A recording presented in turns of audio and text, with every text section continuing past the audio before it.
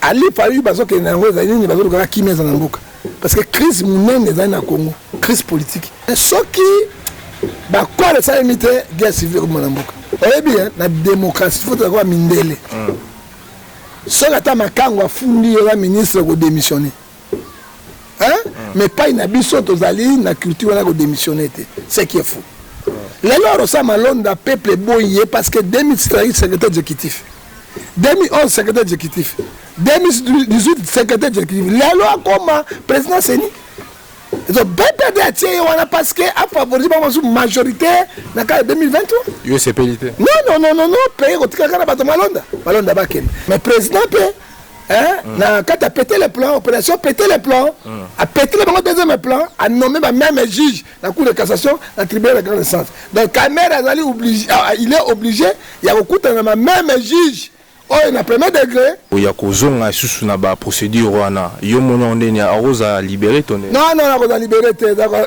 libérer au moins le dossier caméra le dossier politique hein ça va libérer que n'est pas négociation voilà na d'accord mais ça va pénal aroza libérer bon ba chole batika la église au milieu du village ba chole ba contre na politique et marque wana te moto ya sali mabe hein abéché la note là prisonnier bazali kuna musu ba innocent bedi capin ça d'état de droit zali hein la charité ben dormi a banda pe procès il y a Edi Capin asamba yango pour les peuple congolais la vérité qui a tué réellement Moselle Laurent Désiré Kabila c'est na bien yé déjà siko ane tozoli yango bana samai poso ko bimaka ko matoki le Congo bazinde makam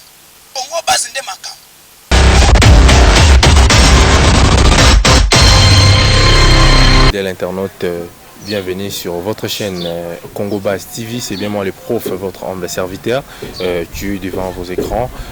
Aujourd'hui, on va parler beaucoup plus comme l'actualité nous oblige à parler.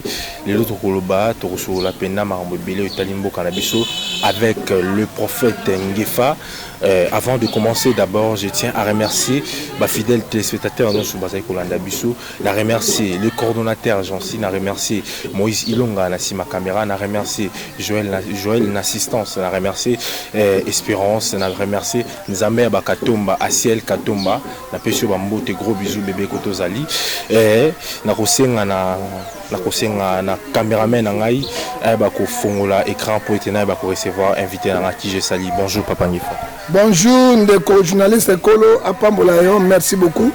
To bana Nzambe, tata na tiki jeune journaliste na boko na yo, pesa ibwanya intelligence, asela utipa na yo, sunga batela na komo na Yesu Masia. Amen.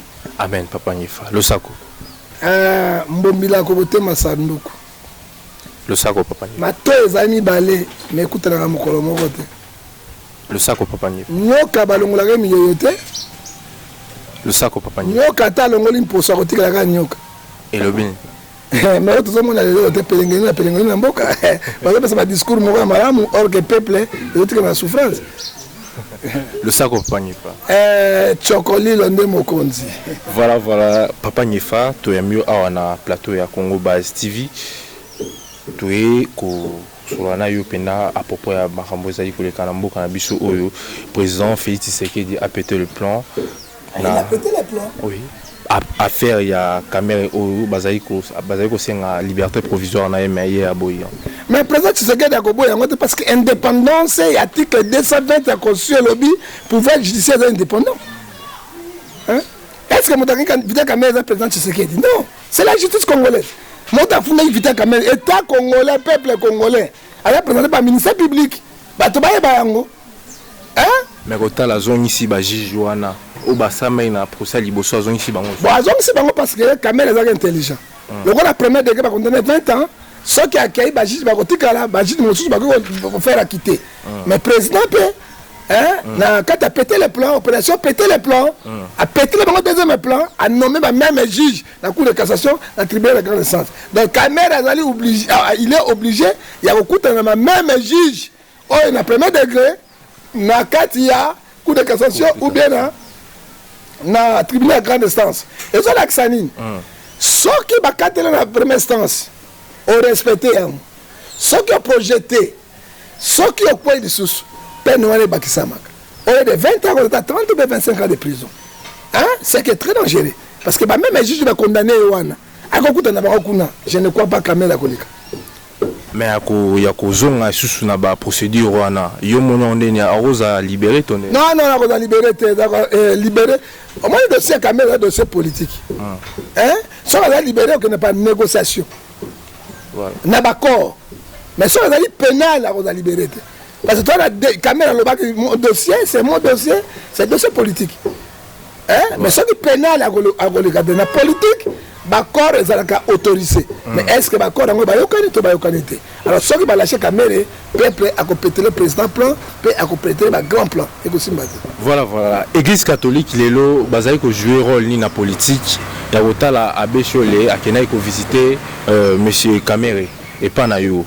Kalawana, Edi Kapen, Bazana, prison, qui a visité Bangote, qui a visité Kamere, il n'y a pas de moyen. Bon, abbé Cholé, Batikala.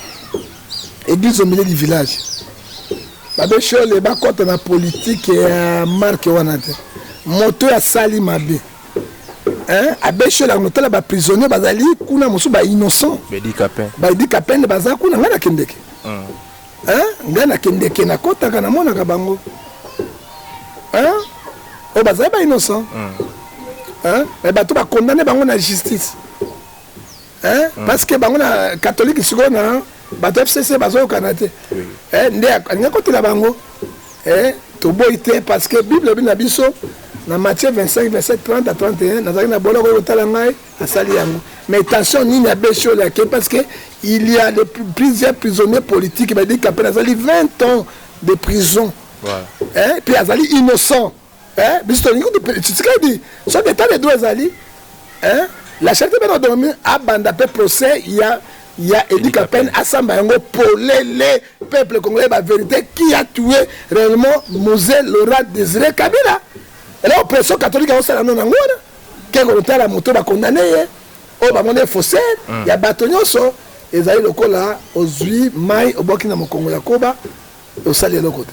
Voilà, actualité, nous avons régné, il y a Martin Fayulu, aux États-Unis, a présenté plan de sortie de crise. Et pendant le moment où on est pour tout l'année, na plan wana ezali ko anya régner donc tous les partis politiques. Alors ali Fayulu bazo ke na ngo ezali ni bazo ka kimeza na mboka parce que crise munene ezali na Congo, crise politique à niveau somme soki ba quoi ça limité guerre civile comme na mboka tozo ka agitation partout obi cette armée étrangère les inhibitions parce que mission na bango ezali cette armée étrangère, il faut négociation, il faut dialogue, il faut esalem. Plan nous cherchons la paix parce que le dialogue le gouvernement parce que les majorité de la perdre FCC parce que nous marché tout marché Osa Malonda azo démissionné te poigne. Osa Maloma ezali bato FCC bato batiaki Osa Malonda. Tala moto lokola bien na démocratie faut avoir mindele. Seul ata makango afundi la ministre ko démissionner. Mais pas une abisso tozali na culture na ko démissionner te. C'est qui est fou. Lelo Osa Malonda peuple boyé parce que 2013 secrétaire exécutif. 2011 secrétaire exécutif. 2018 secrétaire exécutif. La loi comme président Seni. Ils ont bien perdu à tirer parce que a favorisé la majorité dans le 2023. C'est payé. Non. Payer au Tikakana Bato Malonda. Malonda Baken. Tala motoko la professeur Roger Biboal. Mapouya. A sali réforme recteur à l'université William Bott. Tellement de sali. À la député provincial. Avec le candidat il y a gouverneur de la ville Balongolier. Candidat plein à Kati, il y a Seni Balongolier. Moto a sali réforme à Seni dans management. Voilà. Et qu'il y a audit il y a Seni. A sali ba plan d'action awa, il y a minene, il y a contrôle. Il y a Seni professeur. Mais azali mwana ya poto, o ya vandi azu diplôme ya doctorat na 4 universités en Suisse, na Genève. Hier, akoyiko simba Seni na bosolo pour être mboka etambola. Parce que azoki mboka na ye, tala basilabisi oya pesi, la restitution à CENI est préalable. Voilà. Tala le col à Sali, livre de réforme. Il faut pas réformer CENI. Na banda centimètre na souka. So quitter et qu'on s'imbatte parce que ce sont les mêmes individus. On a une machine. Awa a commis, résumé les déroutes procédées par le professeur Roger ouvert Unity Vision Management Électoral et la Commission électorale nationale indépendante. Oui. Au moment a commis Awa statut politique de l'électeur là pour la CENI et la confession religieuse. A commis na beta peignon pour la poste des alignés. CENI crise nyon sont dans le Congo démocratique et ils ont dans la CENI. CENI a aussi un bateau le peuple a voté bangote. Voilà. Par la crise mounene dans la carte mboka na biso. Il faut bateau yo le collaborateur Roger Bibola.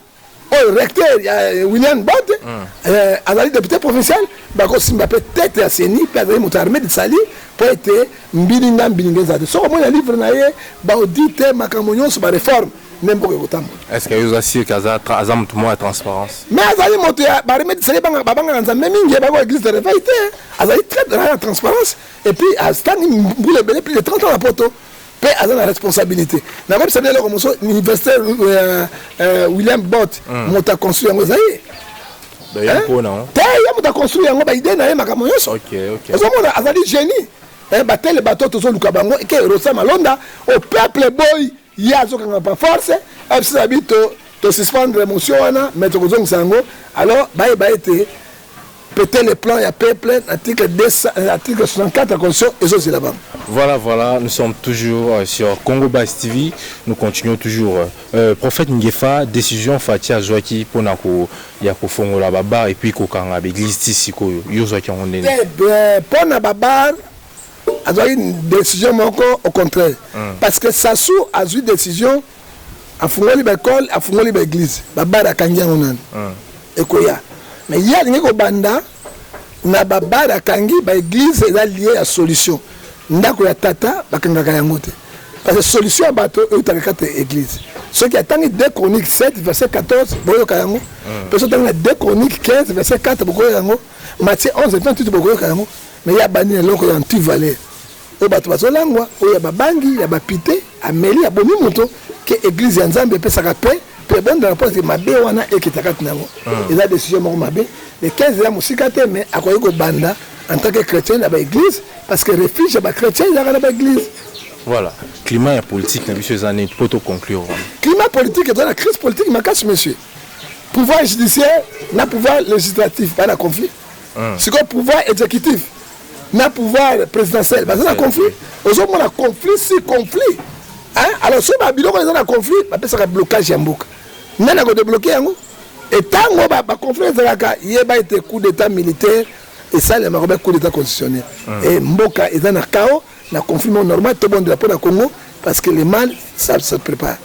Voilà, tout ces pays minico yamba prophète Ngefa na Congo Base TV donc toando yamba à chaque fois aux acquis première fois bichoto yamba na Congo Base TV na zasio que mère Bella na Londres ces pays na comment na prophète Ngefa dernier mot na ngai mère Bella paix za lokola maman oyester ata bala kirwa maïba kimboka nae mboka na pasi na pelengenu na poloso na solo na ngoto bobo na ipeketele na moboleya otoza ko souffrir bino ba diaspora nzamba pambola bino po bino de bosungaka peuple congolais tous ensemble to bundela mboka na biso parce que les pays sont en danger on ne vise pas le président de la République mais on vise le peuple congolais ce que moi massacre moi ça mina beni 200 morts aboni bango na bano ya mike et ça n'est pas si mingi na motema et on regrettons alors tant on ni tuerie aussi là tant on va manipuler le peuple congolais tant on ni en esclavage